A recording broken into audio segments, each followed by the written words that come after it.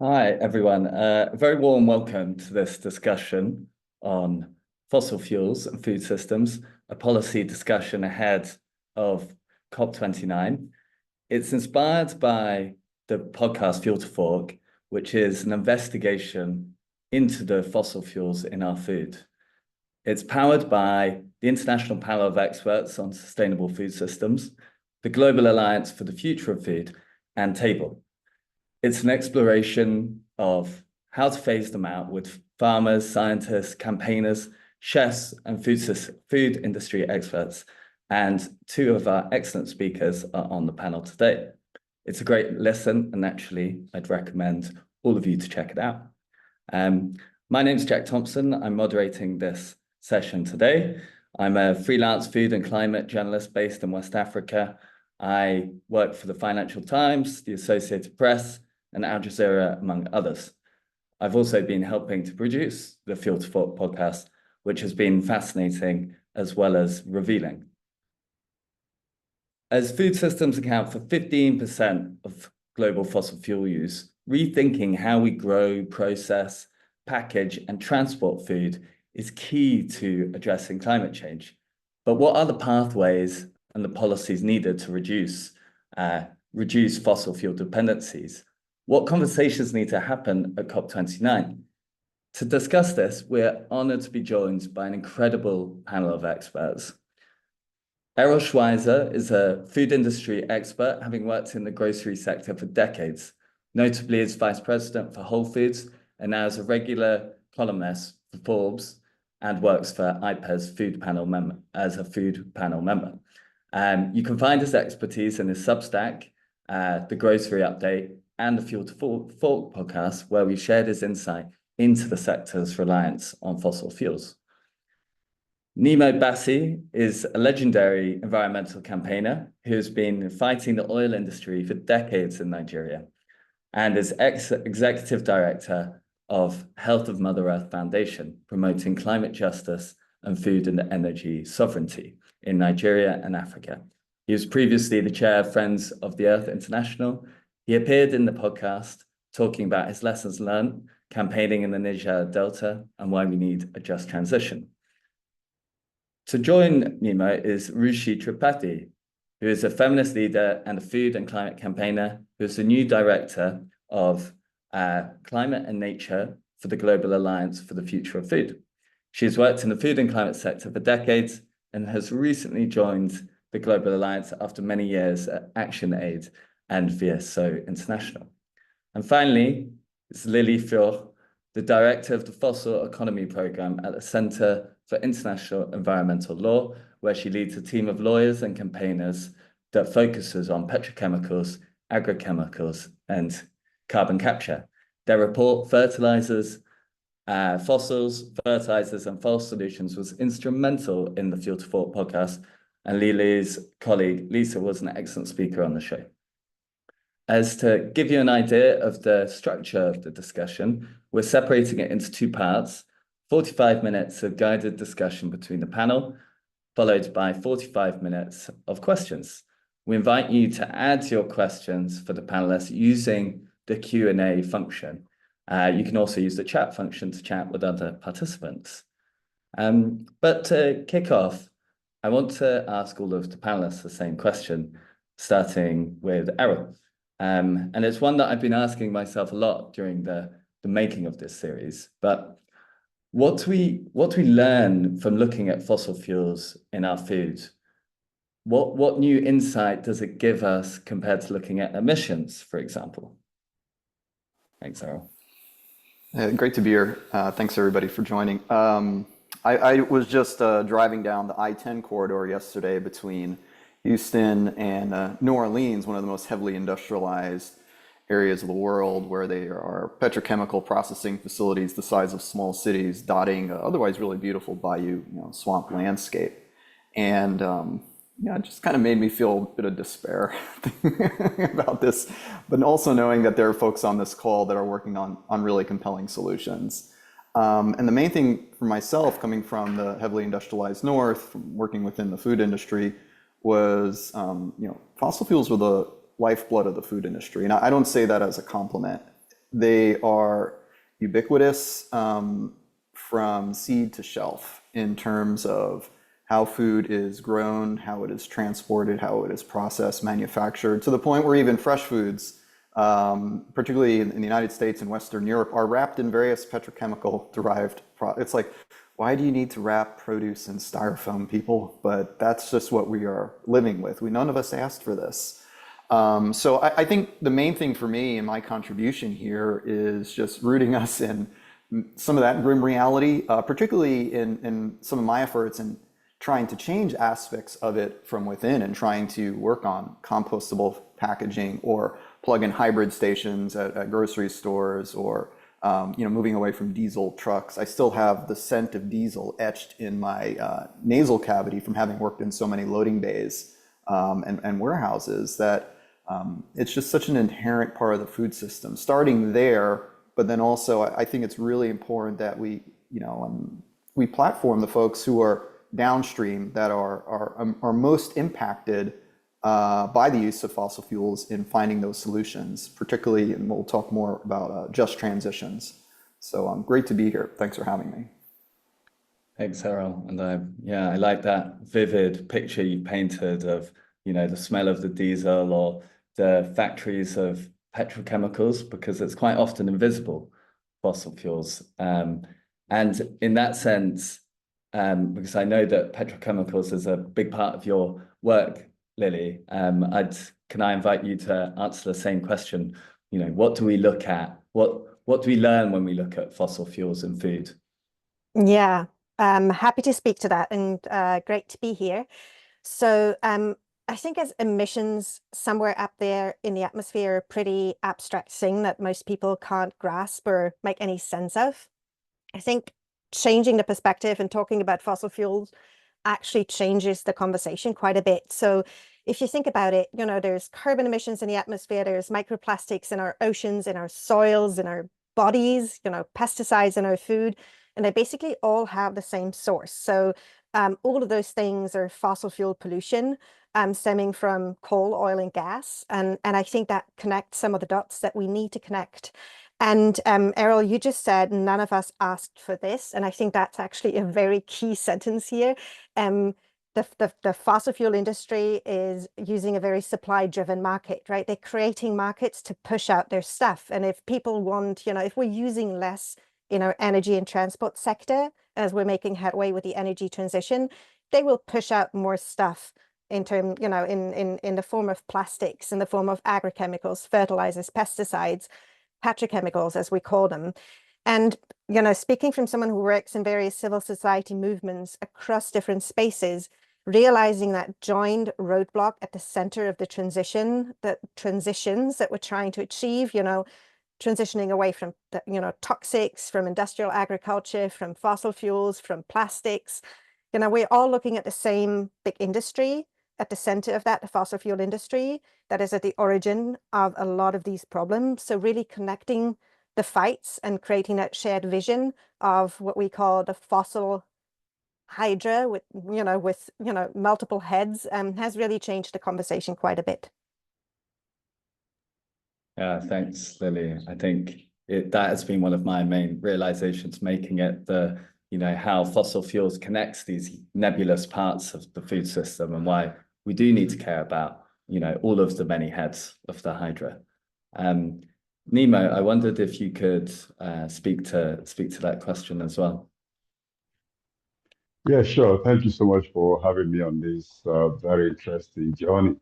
And I think it's a conversation that we needed to have many years now. And it couldn't be more timely at this time.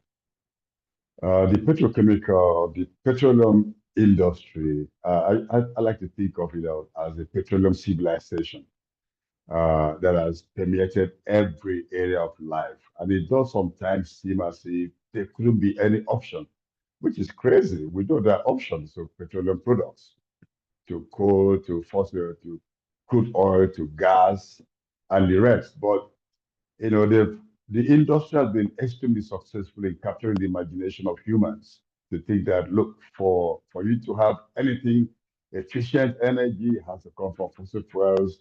You have to live a life of convenience must come from fossil fuels. So even production of food.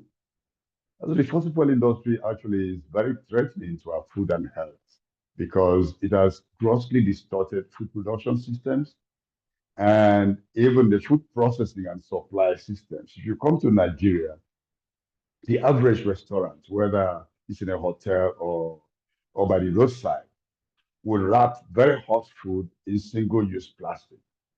And that is seen as a very decent and nice way to present the food. But we do know that this is actually very unhealthy because microplastics and the rest are getting into the food that we're eating. But people don't really ask that question because it's seen as a very hygienic, very easy, and very nice way to make the presentation. So that even if the world in quotes, transits from dependence on fossil fuel for energy production, there's still a whole lot of other areas that the industry will find a lifeline, and especially the food sector. We're talking about petrochemicals.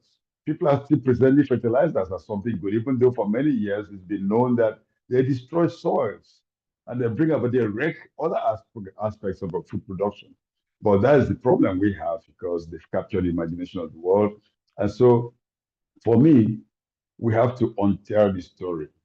We have to reimagine and we have to rediscover our cultural roots and go back to the stories of life and not plastic stories, not crude oil stories, not the horrors that the petroleum sector has brought to the world. Thanks, Nemo. I think that, yeah, the idea of storytelling and reimagining is a really big part of this, and they're so convincing. So, yeah, thank you for that. And Ruchi, I think that connects quite well to your experience and background. What do you think we learn from looking at fossil fuels in our food? What new insight does that bring for you when you've reflected on the podcast series? Yeah, I mean, for me, I think, again, really looking at the impact. So as soon as you shift the conversation to looking at fossil fuels in the food system, for me, it becomes really clear the impact on women's health as the first thing I think about, right? So from working with women apple pickers in South Africa many, many years ago who were supplying to one of our big supermarkets, and pesticides being sprayed, and the women had no protective clothing. This was a long time ago, right? Two women, as I think Nima was talking about, one of the main sources of energy for many women has been coal, and the health impact of cooking from that. To the impact, if you look at some of the governments in the global south and the impact on the exchequer and the cost of this, right? If you look at, it's one of the main costs of in so many countries in sub-Saharan Africa, is just the subsidies that goes towards the agrochemicals and to keep up this system, not to talk about, I think Lily referred to, the corporate concentration and the control that comes with this, right? And what really is, for me, like it makes no sense when there are so many solutions, particularly in the agri-food sector, where we can work without agropetrochemicals, which have worked, which are resilient, which make sense for women, for our communities, for our health, and for the planet. So what's keeping fossil fuels in our food systems, I think, is something we have to really think about. Thanks, Ruchi. And yeah, specifically, I think, that idea of costs and subsidies and, what's keeping it in place. I'd like to ask Errol a question about the processing and packaging and the retail space that you've got so much experience in. And what we reveal in the podcast, was that this part of the food chain is the most fossil fuel intensive, responsible for 42% of fossil fuels in food.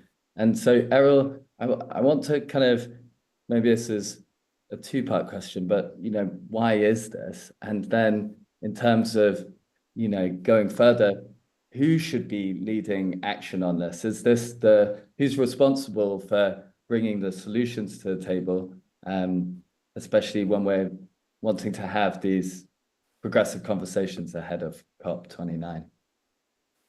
Well, we have to understand the history in the global north. At least the sort of industrial food model really came together after World War II.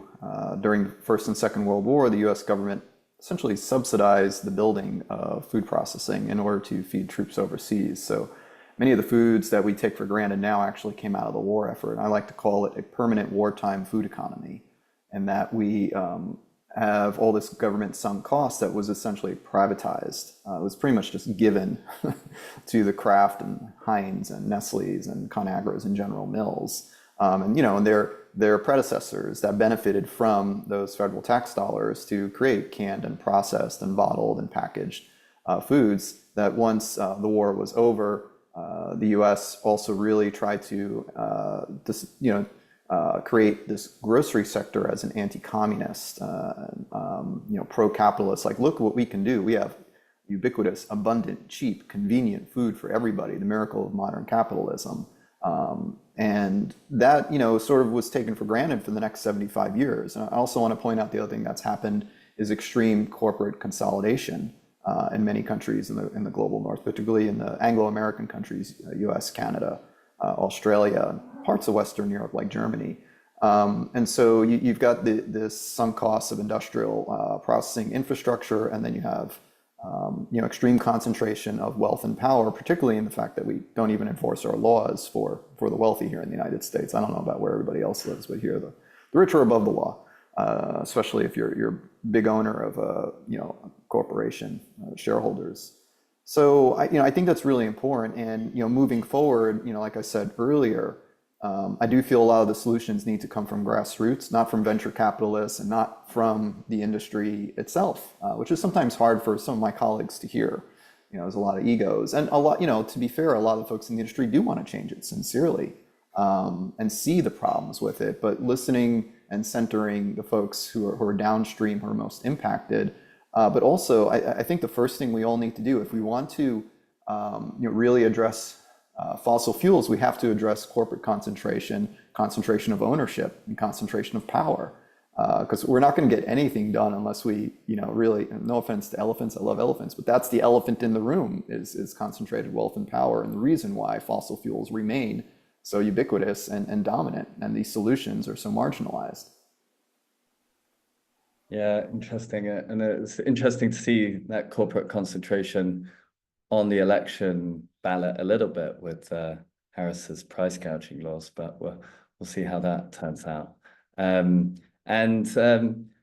Yeah, in terms of big industry, petrochemicals was one of my main takeaways of the podcast series, and not a word that I've come across a lot before.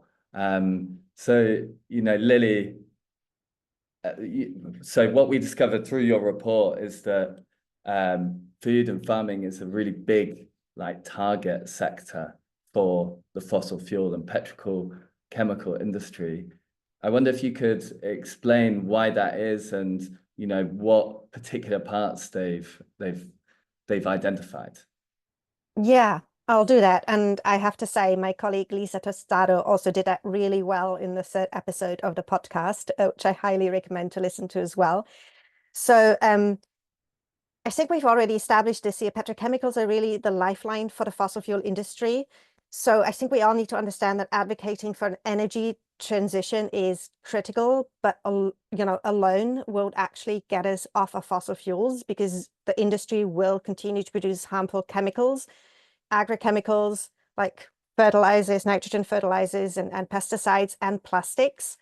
So petrochemicals are basically chemicals made of fossil fuels as feedstocks, and the main outputs of the industry are plastics and agrochemicals. But they also produce a wide range of chemicals used in paint, pharmaceuticals, etc. These petrochemicals are really expected to be the largest source of growth in oil use and a significant driver of gas use in the future, in the coming decades. So that is established. That is what the industry outlook says. That is what industry data says, governments know. And petrochemical production, I think that's important to understand as well, uses these fossil fuels, so oil, gas, and coal, depending on where you are in the world, both as an energy source, because it's a very energy intensive production, but also as feedstock. So it's not just for the energy part, but also the feedstock for producing plastics or for producing, ammonia, for example. So right now, what we're seeing is a rapid expansion of petrochemical production facilities and related infrastructure around the world. And that really risks creating a lock-in effect for a fossil economy, stretching way into the future as we're actually needing to get off of fossil fuels as quickly as possible for climate reasons, but also wider reasons. And, we've already mentioned, I think Errol talked about plastics having a key presence in farming and food systems throughout the whole value chain. But I want to speak just a tiny bit more about ammonia as sort of the precursor, the key thing you need to produce for nitrogen fertilizer. Because what we're witnessing right now is, we call it an ammonia mania around the world. Everyone is betting on ammonia. And right now, 80% of ammonia is used for fertilizer. It's made off of fossil gas, basically methane, as the main thing you need to produce ammonia. It's highly energy intensive. It has huge environmental impacts across the board, not just for climate, also for biodiversity, health, etc. It's highly corrosive, extremely toxic. So it's a very dangerous thing. And in our report that you've mentioned, Fossils, Fertilizer, and Fall Solutions, we really show how the fertilizer industry right now, they position themselves quite strategically in the energy transition debate as well, because they're saying, well, we're producing ammonia, and before you have ammonia, you produce hydrogen, and hydrogen and ammonia are key, parts that are currently counted on and batted on for our energy future. Some of these uses are highly speculative for the, ammonia and shipping as fuel, or, as a so-called energy carrier to transport hydrogen from place to place around the world. But right now, these companies are cashing in on massive subsidies, producing ammonia and betting on an ammonia and hydrogen economy that is very likely never going to materialize at that scale, but it's basically a fossil fuel build out, a fossil gas build out around the world. And they're also betting on, in order to basically greenwash that and make that look like it's part of our clean future, they're betting on a failed technology called carbon capture and storage, which has been around for decades. Most of the projects have failed. None of them have delivered at the scale industry promised. We've sunk billions of subsidies, government, funds into these technologies. They haven't delivered, but they're basically claiming, we'll capture the emissions, don't worry, it's all going to be green in the future. That's what they call actually blue ammonia or blue hydrogen. So those are really dangerous bets we're making, but through those bets, we're creating a future for the petrochemical industry and therefore for the fossil fuel industry way into the future. And as fertilizers are a key product that they're betting on, they're going to play a big role in the future of our food systems as well.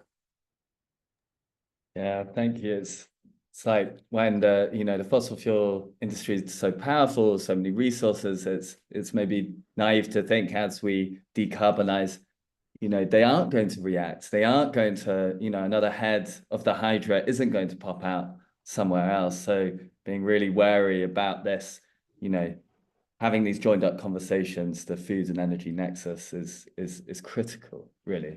And Nemo, you've fought the oil companies in Nigeria for decades, mobilizing communities, joining up communities and different areas of civil society. What do you think the food movement can learn from your experience to campaign and limit the power of the fossil fuel industry in food? Well, that's a very interesting question. When you mentioned about decarbonization, what came to my mind is that we have to decarbonize our minds, because our minds have been loaded with carbon, so much carbon. And Lily really mentioned a couple of very challenging issues that stresses the urgency of this conversation, like the ammonia, hydrogen, as well as carbon capture and storage issues. The industry is so powerful that they would always dream of false solutions to continue extracting and making profit at the expense of people and planet. And in the struggles that we've had against the industry, it's been bloody, literally, because many people have lost their lives in the process. It's cut down life expectancy in the oil field communities so dramatically.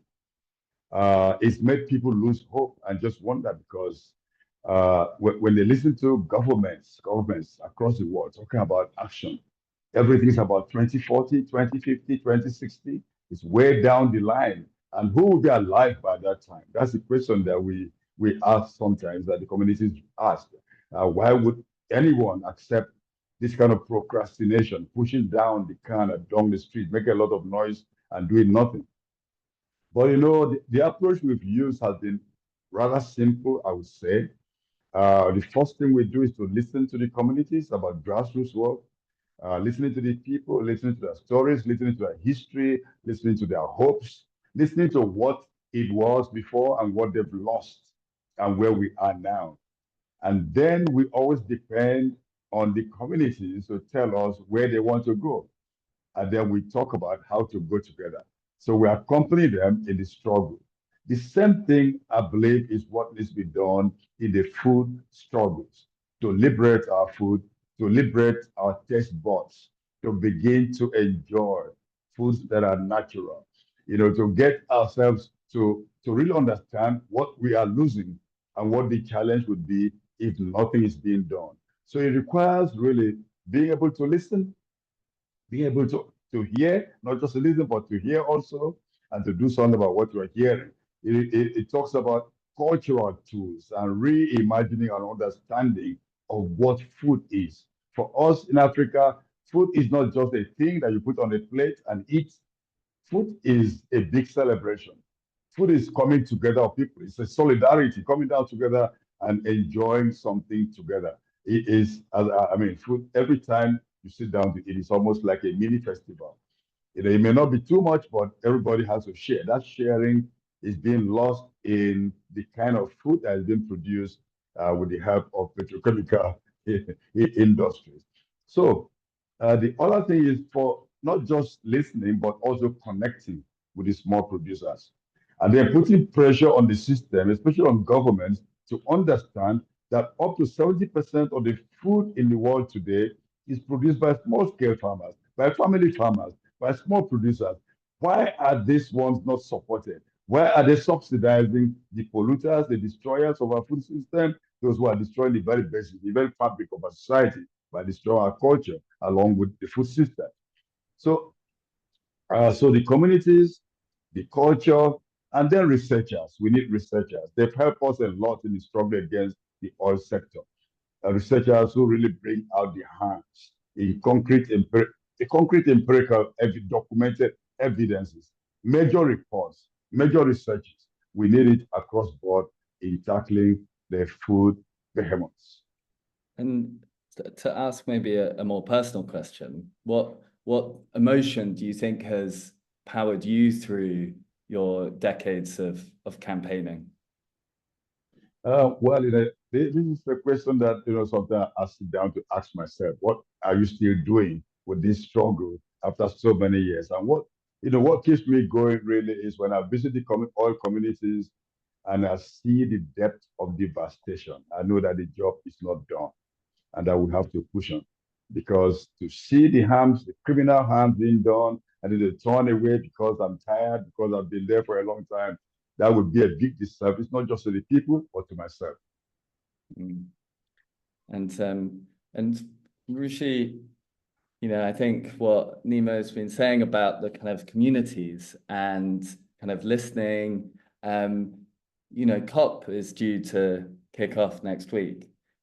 And I initially framed this as, what do you want to see policymakers discuss at COP29 on the subject? But maybe a question is, you know, who should be present and who else needs to be included in these conversations? Yeah, thank you for that. I mean, this COP is billed as a finance COP. So the first message for COP29 and for policymakers really is to scale the finance. We, as the Global Alliance, would be launching our new report next week, really looking at the proportion of climate finance going to sustainable food systems transformation. And it's not going to come as any surprise to anyone that the percentage is quite minuscule. And even though climate finance has been going up, the percentage going to sustainable food systems transformation is going down. So the first message really is scale the finance towards resilient, equitable food systems. The second message to the COP, leaders at COP, is implement what they have committed. So strengthen the implementation. And this is where, there was a commitment to phase out and move away from, phase down from fossil fuels and coal. And this must include agrochemicals and petrochemicals as well.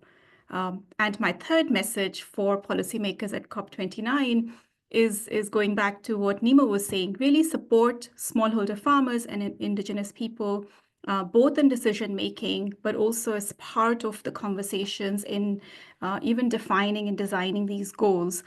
I still remember I had the pleasure of accompanying Ellen Matufi, who was a woman farmer from Malawi, at COP25 in Madrid, in one of the workshops on Coronavia Joint Work Program, where Ellen, so eloquently talked about her experience of phasing and moving away from chemical farming and the impact that had on her and the soil health. And, so she had so much experience, and she spoke alongside people from the fertilizer industry and from multilateral banks. And I think that's so important to have lived experience and people who are actually practicing and living so many of these solutions to be at the center of the COP. And can I ask another one? Because I think, so much emphasis goes on reducing emissions. And today we're really talking about how we're wanting to tackle the fossil fuels in food, which is responsible for 15% of global fossil fuel use. How do you think that changes the conversation at COP compared to talking about emissions? I think we need to still keep pushing and making this point that, I think as Lily already said, that even if we try and transition away from fossil fuels, we will, in energy, in the energy sector, which is what the conversation has been, we will still not address the challenge of climate change. We will still not address food security. We will still not address biodiversity loss. So really, I think our effort is to have a conversation on sustainable food systems transformation, equitable food systems transformation. Corporate concentration and fossil fuels are really at the heart of that.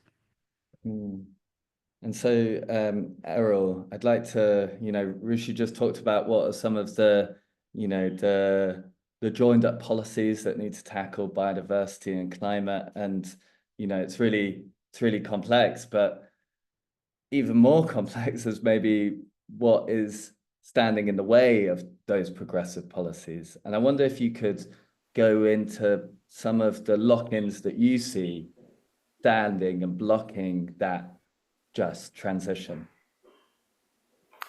I mentioned earlier just the sunk costs in infrastructure. I do think, looking at it from the perspective of the United States, when I walk into any grocery store or the work I've done in supply chains, is just the sheer scale of what we're talking about. The annual revenue turnover in the United States alone is $1 trillion a year. This is something that impacts 99.9% of the calories consumed in countries. So I do think that there's the first thing there is just the drag from just the sheer scale of what we're talking about. But really, in terms of implementing major changes or even smaller changes, like I'll give you one example. If you want to make some changes to supply chains, push for Good Food Purchasing Program supply chains. It is a program in the United States that impacts the public sector that was built off of private sector frameworks for sourcing food. So essentially, they took a look at the work that we were doing at Whole Foods or at other grocery chains and said, oh, how can we apply this to school-based meals and hospitals and universities and nursing centers and convention centers that are publicly funded? And what they've done is slowly shift some of the purchasing parameters. I do think those types of frameworks need to come back around to the private sector. And so what's holding that back is just, the lobbying efforts, the sheer money put in by the incumbent industries, whether in the United States and beyond just the fossil fuel sector, but the food processing sector is enormous. PepsiCo, Nestle, ConAgra, some of the largest companies in the world. Walmart is the largest company in the world, and 60% of what Walmart sells is food. Walmart is 30% of the US food industry in terms of sales. It drags down wages. Its supply chains are a core part of what we're talking about here. And so the other thing I want to say is that there needs to be work done on shortening and simplifying supply chains as well. So much of the reason why we have plastic is for long distance shipment, food preservation, shelf stability, all these things when you walk into a grocery store that differentiates it from a farmer's market or a public open air market, or obviously not a restaurant, but anywhere where you get fresher food. And so we need to look at food differently and not think of it as semi-fossilized calories. And that really starts with changing how institutions, corporations buy, purchase, procure, store, ship food. And these are enormous changes based on the infrastructure, but you have to start somewhere. And the place I think you need to start with is saying, this system that we're talking about will be better. The food will taste better.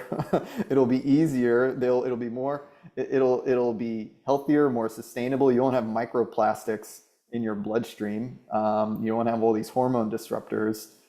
You won't have genetically modified apples that don't go, that don't rot for 30 days because of their GMO.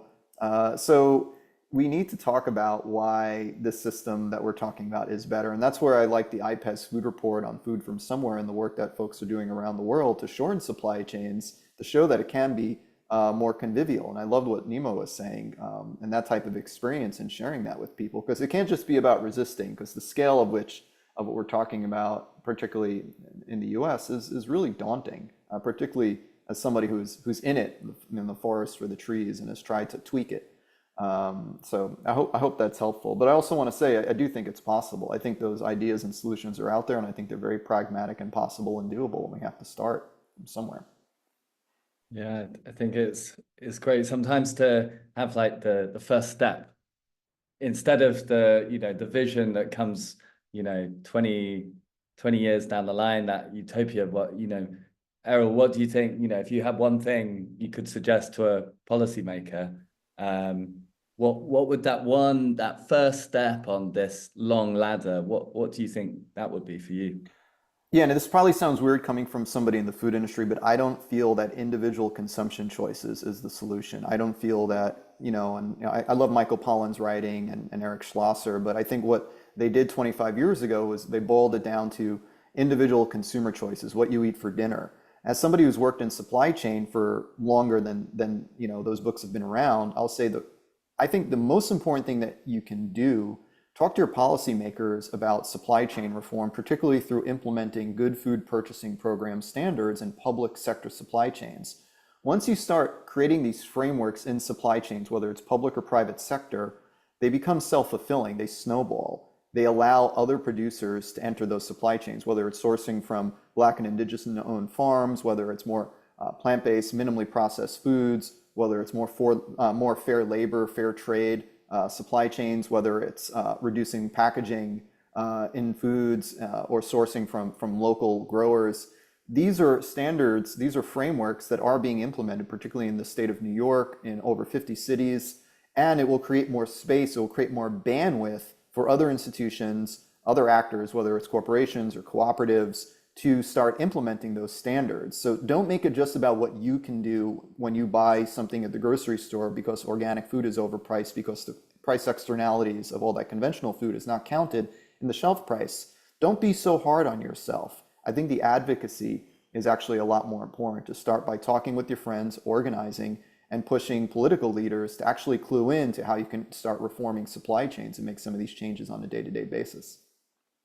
I think so. I think, yeah, it's kind of similar to see the different playbook of tactics, how that's similar in, the fossil fuel industry and the food industry, the invention of the carbon footprint compared to, how we're responsible for our own consumption. So I think that's a great point.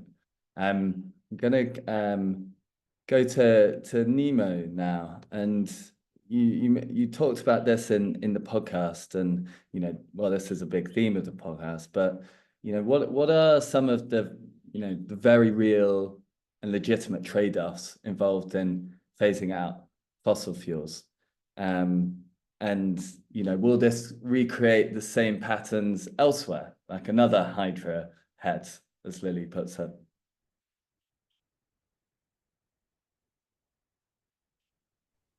Yeah,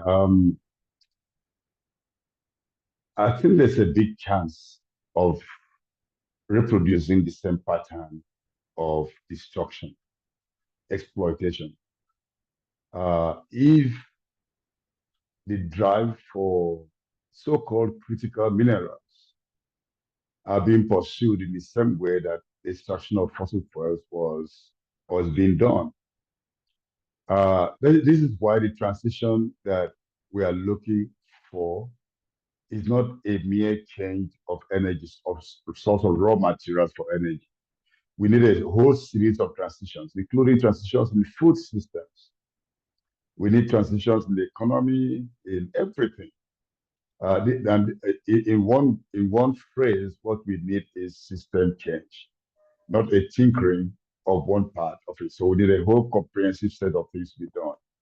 Now, we all agree, or most of us do agree, that we certainly need to leave fossil fuels and embrace renewable energy.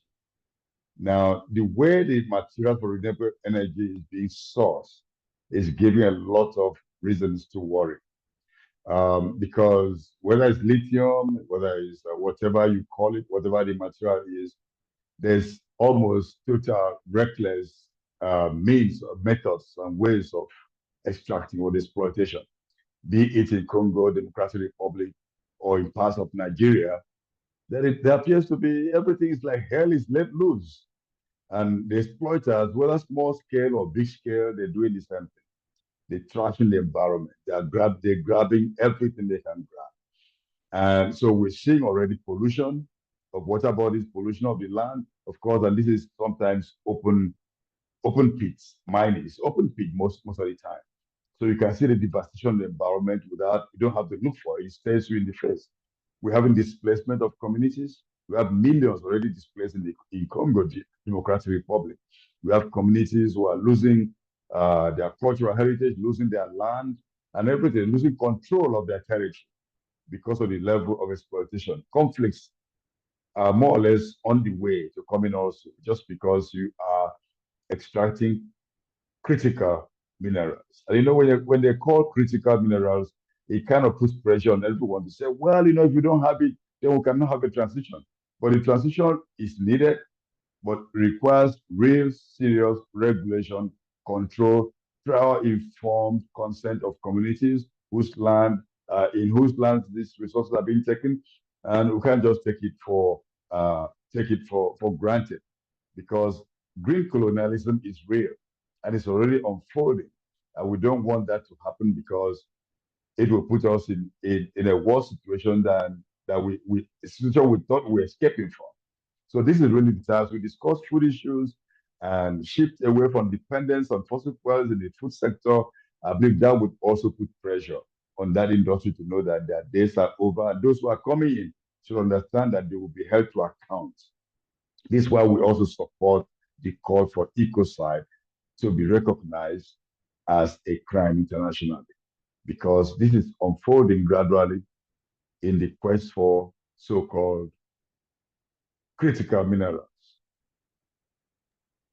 Yeah, I think I've done quite a lot of work on carbon credits in West Africa, and so I see that firsthand how the desire to have climate action on climate can quickly damage local communities. And we're going to move on to questions and answers from the audience, but just one final question for Ruchi before we move on. And I think it's, like Errol was saying, it's, it is possible. And so I guess, based on your experience of working with communities on the ground, what does an aspirational vision of a fossil fuel-free food system look like to you?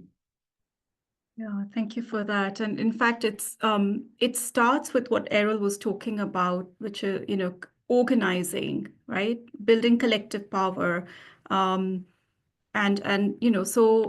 really, that's where the strength lies. So supporting small-scale food producers, movements, and this gives them the ability to engage in the policy spaces, to engage in the conversations,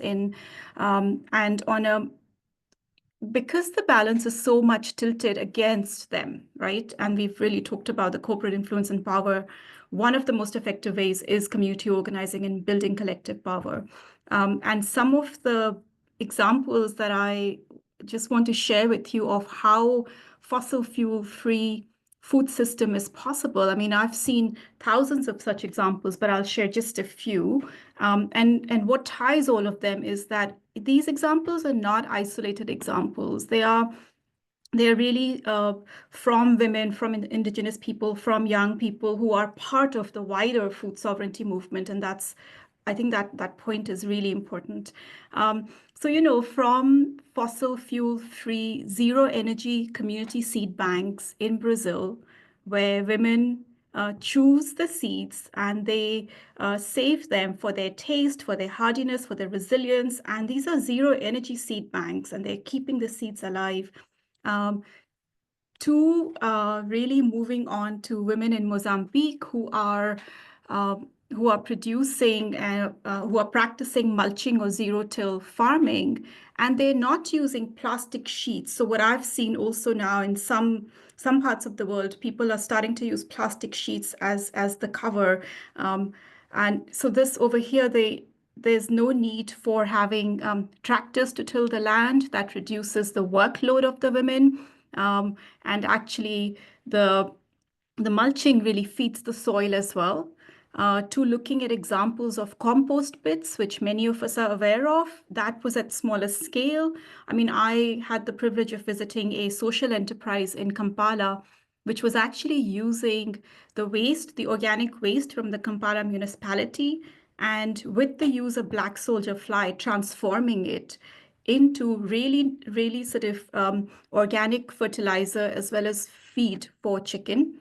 And again, when we start thinking of organic fertilizers, we must really watch out for not having like massive organic fertilizer production factories, which to me makes no sense, because again, you're going to increase the food miles and the emissions from the transportation. Fertilizers are heavy, right? So let's have so many, many more of these social enterprises transforming community waste, being close to where fertilizer composts are needed. So many, it's a different model, as Nima was saying, that you can't do this with an industrial mindset.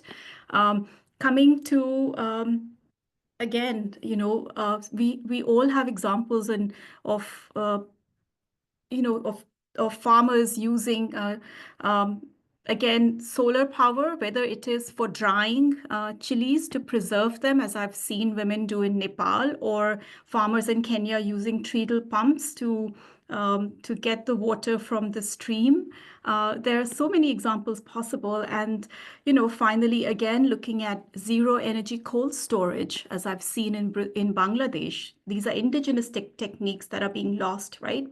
Zero energy cold storage keeps the food alive, fresh for much longer without the need for refrigeration, and adds value to the food producers. And finally, I think, Errol, you talked about also, how can we buy more directly from community, from farmers, from agroecological farms, fresh produce without packaging, without plastic, as there are so many of these agroecological markets around the world. I mean, my own mother lives in Delhi, a big city in the global south. She goes to the local farmers and to the fields directly to buy her produce directly without any of the plastic. So, but yeah, I think tying all of this together is really this community organizing, building political power across the board in the food systems.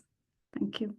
Thank you, Ishi. And I'm really enjoying the difference of perspectives and experiences, contrasting particularly Errol's experience in, the ultra industrialized global north in America, and you're more, in the global south, working on these like small micro, but really inspiring community-led projects. So thank you all for your answering my questions. And I'm gonna introduce some questions from the audience now.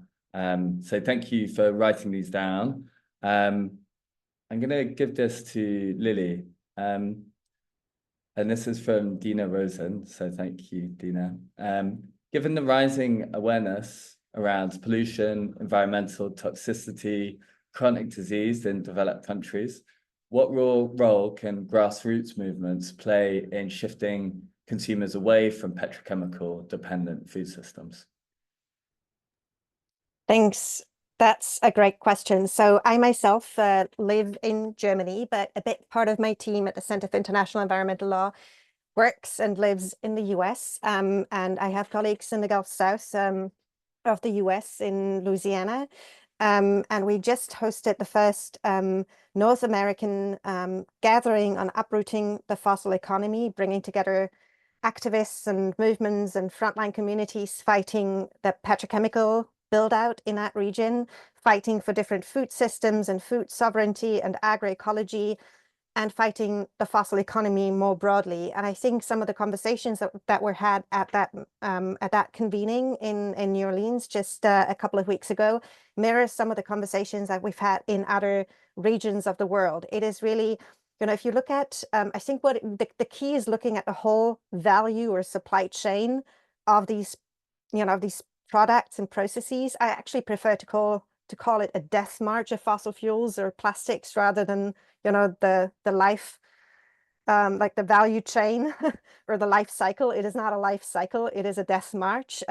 Starts with the extraction and ends with, a waste product and pollution in, in our bodies, in our air, in our soil, etc. So I think frontline communities and grassroots activists and people on the fence line of these different crises, they've been fighting these industries for a very, very long time. And I think they've understood, for a very long time that these fights are connected. And that one of the first things we need to do is stop the build out of additional infrastructure. There is a whole big body of work to do to actually think about what a just transition away from these industries look like. And those are hard questions and they're very complex. However, at this point, they're really putting, their bodies in front of these fights. They're really trying to stop the build out of additional petrochemical facilities in some of these places, including in the Gulf South in the US. And they've been successful to a certain degree. And if we close the tab on fossil fuel production and petrochemical production, we're going to make the problem of, fossil pollution and plastic and, carbon emissions a lot smaller. It is still there to deal with. It's not going to go away, but we're going to make it a lot smaller. And we're connecting the dots and we're really joining forces with those, for example, public health professionals who know about the impacts of toxic chemicals on bodies and the kind of harm it does. And they're really beginning to speak out. So connecting the fights, creating these alliances, and really stopping the build out is, I think, one of the key priorities. And yeah, some of the key fights that people are engaging with right now. And can I just follow that up with one that, and I don't want to push the Hydra analogy too far, but if you've got all the different heads, what comes under, what is at the root of that Hydra? What is the thing that unites it all?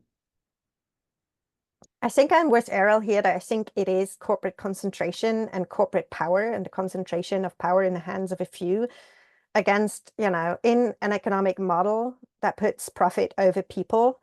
and it allows for extraction and exploitation of people and nature. It is as fundamental as that. And we've just, relied on fossil fuels to fuel that system throughout in all of these different ways. But I think at the very bottom of that is that that greed and that corporate concentration and power. Yeah, I think that greed is spot on. But I've got one for Errol from, and thank you for that, Lily. I've got one from Bill Grayson for Errol. Even if and when we succeed in moving away from direct reliance on fossil fuels to drive food production, what can we do about the use of plastics in food?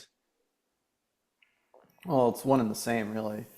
Plastics. I mean, there's very little plastic right now that comes from plant-based sources, and even that is still dependent on petrochemical infrastructure. A lot of the compostable stuff is kind of a joke and really not that effective.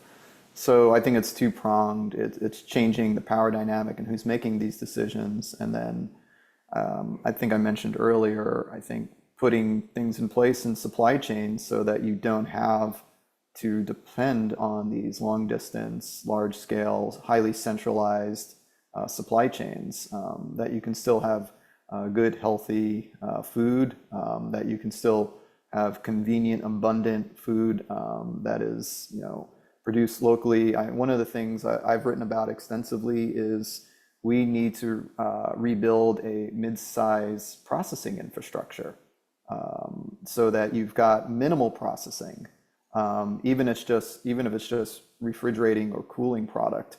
We don't need all this freezing and cooling for soda. I mean, when you think about the amount of cold storage infrastructure that we have that is just used for real garbage junk food, that we can retire some of that, and we could think about this question of growth versus degrowth. I sort of defer from that because I'm like, well, there's things that we need to grow. Maybe we should just focus on that. And what I think we need to grow is changing up supply chains. But honestly, it goes back to my initial point, which was that really depends on changing up power and decision-making dynamics. I mean, really, that's the big hurdle. And so to Bill's question, packaging is dependent on our use of fossil fuels. When I was, like I said earlier, driving on I-10, it was at night, and so we saw like a 500-foot flame come off of one of these processing towers, and I was like, oh, I think that's a natural gas plant, and most likely, we passed a few trucks carrying PVC pipe, and so it's all one and the same. And I want to go back to this Hydra comment that seems to be gaining traction, and the fossil fuel industry is a hydra, but so are we. The notion of the many-headed hydra was actually a description of the international working class in the 17th and 18th centuries. Peter Weinbau and Marcus Rediker's eponymous book about it. We too are many-headed hydra. All our movements, all our efforts, all the perspectives that we have here, and we have to think of how we can continue to push collectively for these different aspects that we've talked about. I think all the speakers here have outlined a lot of different ideas and solutions to get to these places where I think Bill is asking, and where I think a lot of us feel that we really need to go, because the current path is quite catastrophic. Yeah, I think that kind of that interpretation of the hydra is like, it's important for flipping the dynamic as well, that saying that we can be the hydra and taking on the malice in the food industry, and kind of bringing in that growth versus degrowth debate, and this is a question from Domenica, and Nima, I wonder if you could speak to this. How do you view the role of green growth versus degrowth debate in moving away from fossil fuels in the food sector? Well, when we speak about green growth, we still talk about growth, and growth is a highly political issue at the moment, because there are some things that need to grow, as Errol said. There are some things that need to grow, but there are many, many, many things that have grown enough. Many, many things that have grown to the point that they are destructive and counterproductive. So it's actually a time to critically look. What do we need why do we need, what kind of growth do we need? What does it mean? It's almost like the issue of development.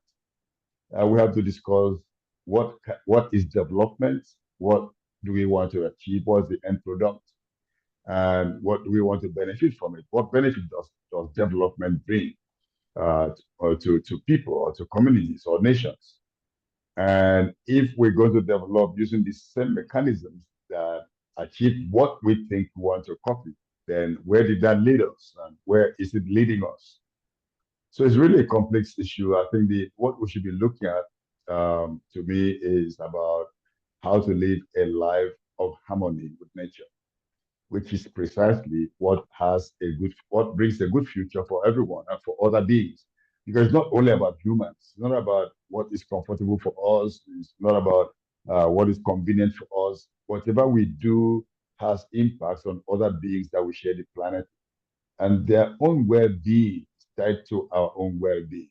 And then we see clearly that with pesticides and some herbicides, we destroy a lot of biodiversity, and as we lose species, we are diminishing ourselves and diminishing the opportunities for us to live a life that's really beneficial to us and to other beings. And so this is what we need to look at. Certainly, there will be a lot of inconveniences. There will be a lot of things that are difficult to achieve, but sometimes we do have to bear some inconveniences before we get to a place of stability and a place of what really is beneficial for us. It could be a little bit of delay, but it could move very fast, but you choose to go a bit slower. You could have food, you could cook your own food or buy from the neighboring restaurant rather than waiting for ultra-processed food that are shipped across the continents, across the ocean. There are many things as well. I mean, I just come back to what I said before and what Errol said. There are things we need to select carefully. What things do we want to add on? What do we want to build on? What are the things we need to reduce from? What are the things we need to shift away from? No matter how pleasant, no matter how much we are used to it, it's got a moment of choice. And sometimes that if we don't choose now, we're going to be confronted with no choice but to choose. Thanks, Nima. And I think sometimes we think quite a lot about the inconvenience, but not maybe about the positives that we underestimate. And I'm sure you can speak to the positives that you've experienced in your campaigning days, that the thrill, the emotion, that sense of collectivism. And so I think those kind of emotions are sometimes, they're an underplayed part of that debate.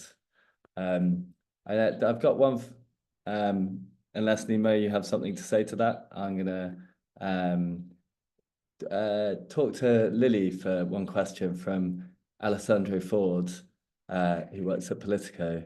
Could you talk about progress on reducing agrochemical dependence in the European Union? I would say slow, hopefully steady. So I think I think the debate in the European Union has changed quite a bit with Russia's invasion of Ukraine. It's become, and even since then, again, the debate has changed. But we've really seen when when the invasion started, the debate shift to energy security. And so while prices were going up, we saw a real, scramble to secure more supply, while a lot of the agrochemical companies were actually getting windfall profits and prices were going up to consumers. There was that real disconnect. And I think what we failed to do policy-wise at the European level, and when we called for that, it was very hard to get through in the political bubble, was to say, well, let's take this moment to take stock of where we actually use oil and gas that we could reduce, because we need to reduce you'd reduce it anyway. So, you know, we were talking about, you know, in Germany, we were at that moment talking about showering less and taking cold showers, or, you know, really strange, bizarre conversations around, you know, saving energy in light of that, you know, horrible war in Ukraine. But no one was actually looking at the enormous amounts of gas and oil used in the production of single-use plastic packaging and fertilizer that is overused in the European Union. And when we, for example, I was back then not working for Ciel yet and was still working for a German organization, we tried to get some data and information from the German government on how much they were actually, you know, how much these industries are actually using, and what the German government's estimation was in terms of how much we would need in addition to what we had. And there just wasn't any clear estimate, and there wasn't any clear data. But yes, of course, we needed more, and we needed to build out the LNG infrastructure, liquefied natural gas, to get more, you know, fossil fuels into the European Union.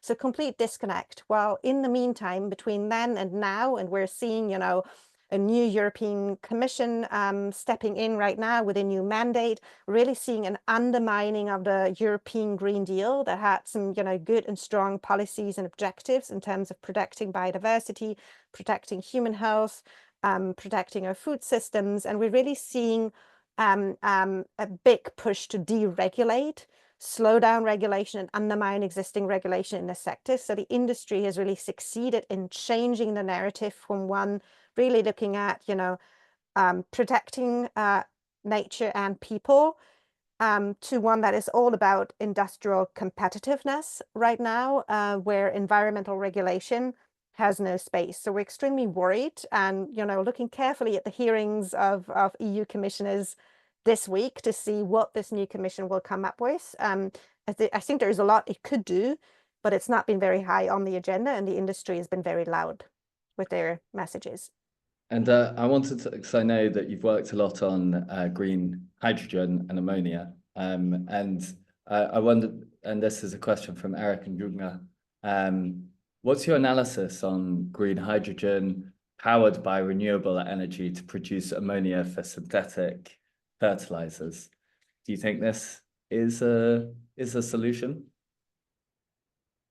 So the short answer is the only real solution is to really rapidly and drastically reduce chemical inputs, regardless of whether they're fossil-based or not. And green ammonia for nitrogen fertilizers, it really only changes the production process, not the molecule itself, right? So the environmental problems associated with the use, and especially the overuse of ammonia-based fertilizers, they would persist. So nitrogen pollution, biodiversity loss, and 60% of the greenhouse gas emissions arise when the fertilizer is applied on the field, not in the production process. So that wouldn't change.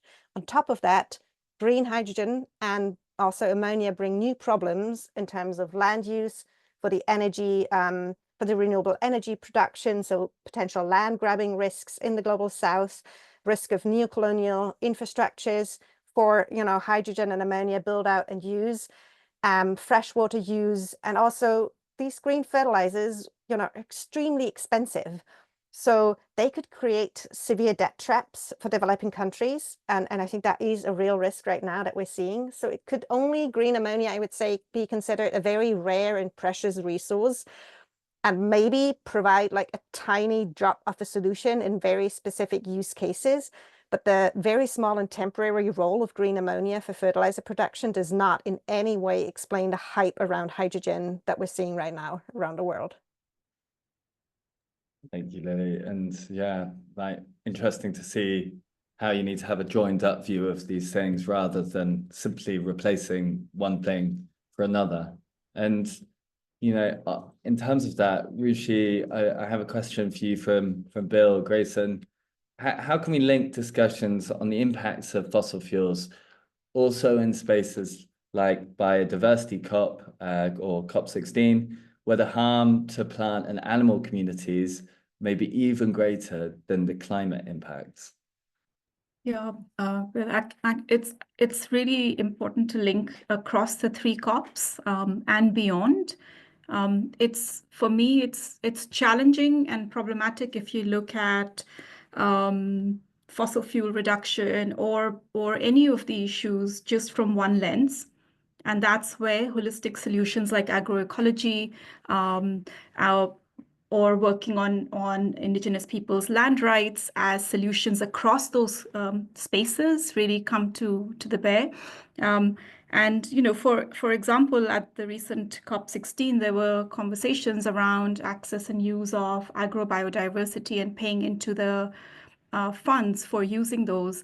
So again, linking production of seeds back to farmer managed seed systems, farmer managed and saved seed systems is so important, because if you enter the industrialized seed production, you already are looking at biodiversity loss, right? Because of the stringent intellectual property regulations that come with industrial seeds.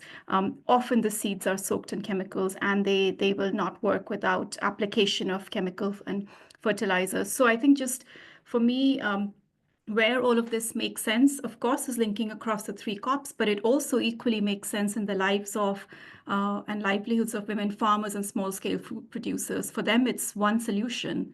They're not really looking at it as a biodiversity solution, a land solution, a livelihood solution. They're actually practicing this because it makes sense for them and for the animals, for the biodiversity in their neighborhood. So absolutely agree. It's essential to keep it together at the policy level, but also in the practice.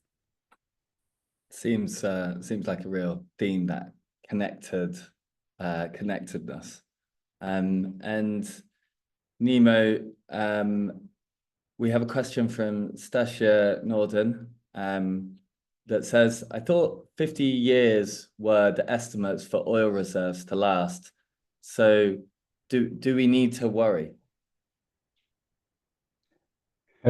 Yes, we have a lot to worry because the world cannot burn the existing known reserves of crude oil and still expect to keep the 1.5 degrees Celsius temperature increase above pre-industrial levels. In other words, the known reserves cannot all be burned or utilized if we want to retain safety that the Paris Agreement proposes.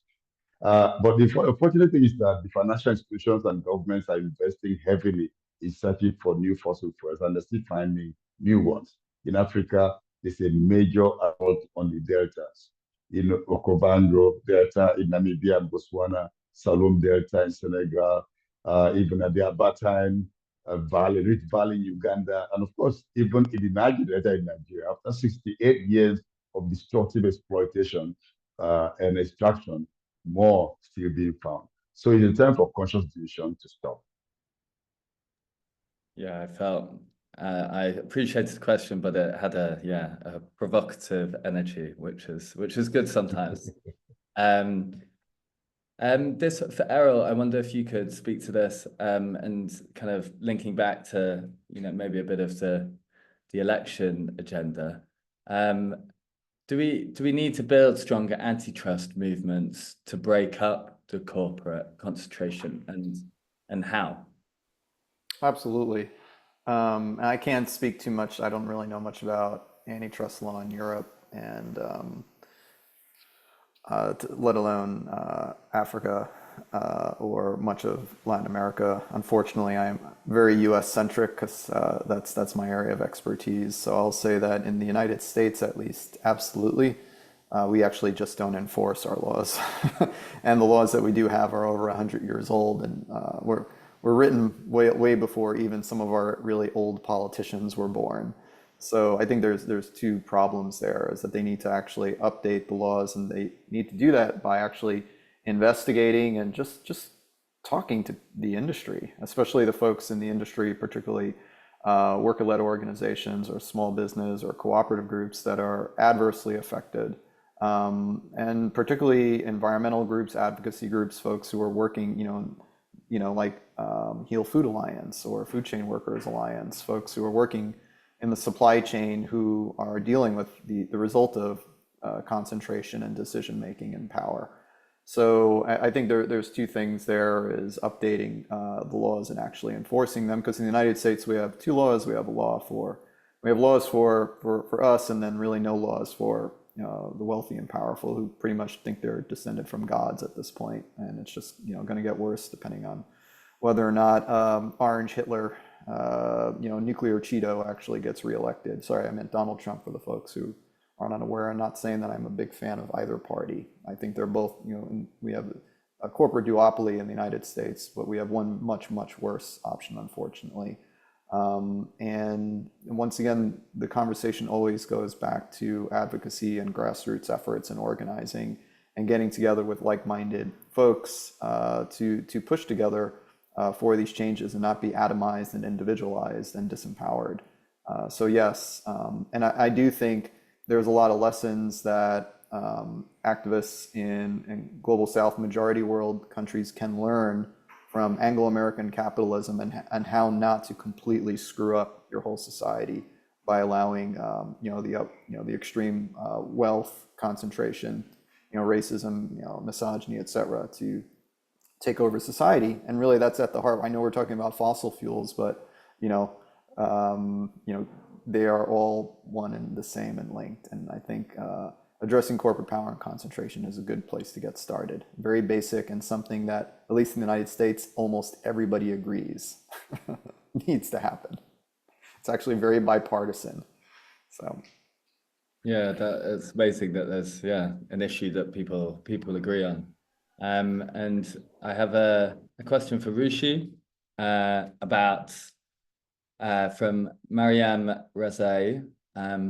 How does the impact of fossil fuels on food systems and the costs and trade-offs of transitioning away from them differ across various crops or livestock sectors? Are there any crops or livestock sectors that might find it easier to make this shift and serve as a model for others? Thanks for this question. Thank you for the question. I mean, for me, I think it's really looking at the whole system and how we can support transition of the whole system. I guess there are two strategies at the same time.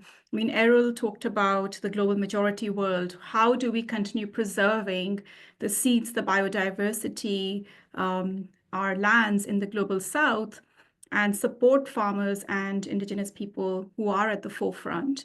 And then at the same time, what are the strategies to think through people trapped in the industrial food system and their transition away, right? So for me, it's a systemic question, because again, like Lily was answering to the hydrogen question, it's not about replacing one crop with another. Yes, there are certain livestock or certain crops that are perhaps better, in terms of energy intensity. Indigenous crops are more hardy. Many governments are now trying to include those in their fertilizer input support programs. So I think that's absolutely valid, and that's something we can pursue. But without the whole system transitioning, I think it's I don't think it makes sense. And I think right now we're looking at this from a fossil fuel energy intensivity perspective. You can do the same from a women's rights perspective as well. There are certain, I think from any perspective. So really looking at transitioning and making the whole food system is perhaps more important from my perspective. And I think that system lens has been the overwhelming theme of this session and also of the podcast. And Rushi, I wonder if I can ask my own question. It's the mantra, even of my food policy masters was, joined up policy making, systems thinking. It's brilliant, but it's also kind of hard to, it's quite abstract. What would you suggest to people at COP? Like what was one thing that could address that systemic at a systemic level? I mean, I think as soon as you talk about systemic level, it's about governance and participation, right? So who is on the table? How can we have those conversations? And for me, it's really around from a rights-based perspective. So what are the conversations that need to be had? whose voices counts, and it's complex. It's not easy, right? I mean, I think it's this is where building collective power, I go back to building collective power. So for at the COP, really looking at not just the quantity of the finances. This COP is a finance COP, so definitely, but also the quality, and that's where the solutions come in. The thousands of solutions that already exist in the global South and the majority world. How can we support financing going towards those? It's really crucial. Thanks, Rishi.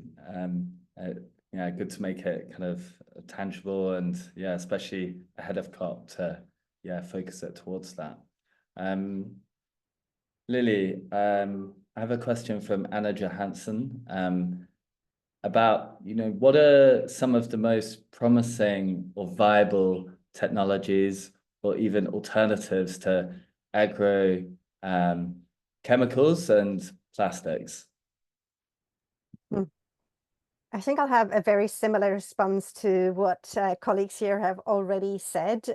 It's not about substituting one with another, but we need that system view and a different production system overall. So for plastic, I think the big solution when it comes to the whole issue of packaging and transport is reuse and much more local markets and regional production. And I think we've talked about that, maybe just to highlight the reuse systems in terms of getting things to people. So not about, other forms of, single-use packaging, but different distribution models and much more localized economies.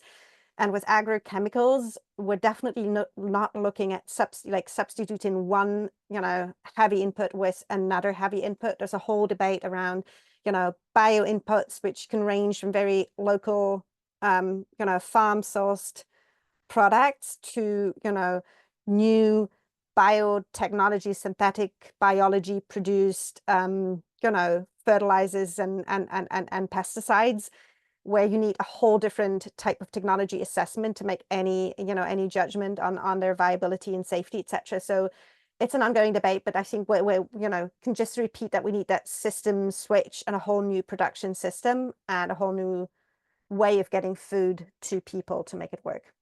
It's almost a kind of mindset shift. In the podcast, Matthew Kessler, the host, he introduces the second episode with a history of fossil fuels in food, and he used a great line that it's the story of replacement, of replacing fertility in the soils and that complex process with chemical fertilizer.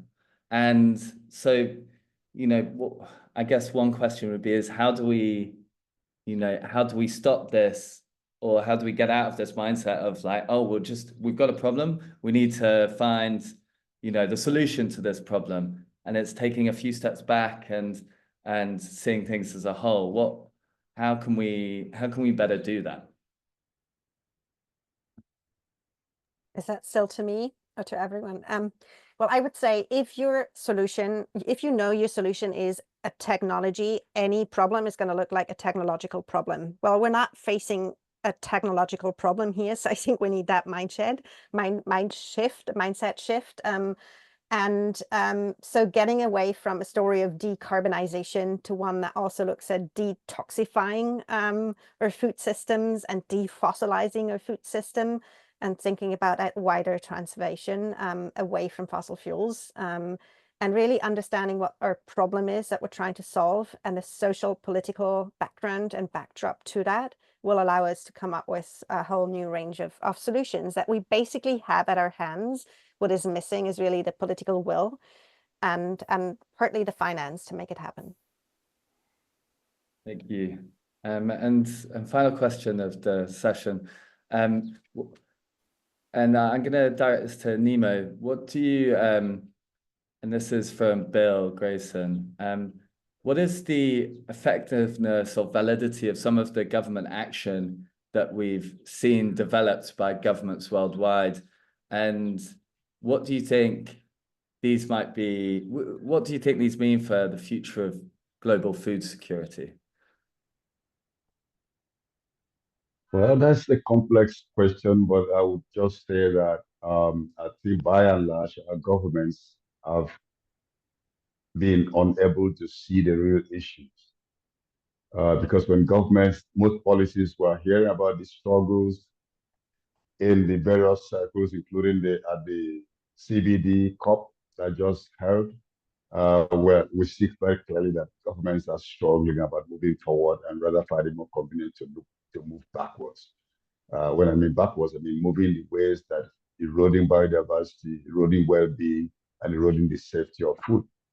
So we need to really have a radical shift in the way governments think and do things.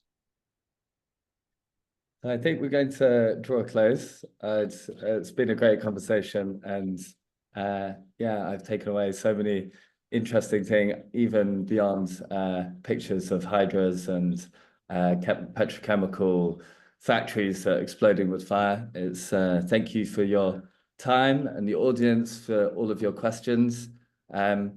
Just finally, I'd really encourage you to listen to the podcast and follow it and engage with the conversation, because it's a much needed conversation that we need to get out there. But again, yeah, thank you to our panel for their time and for your insight and knowledge that you brought to us. And thank you for the audience for joining us. And goodbye. Thanks, everyone.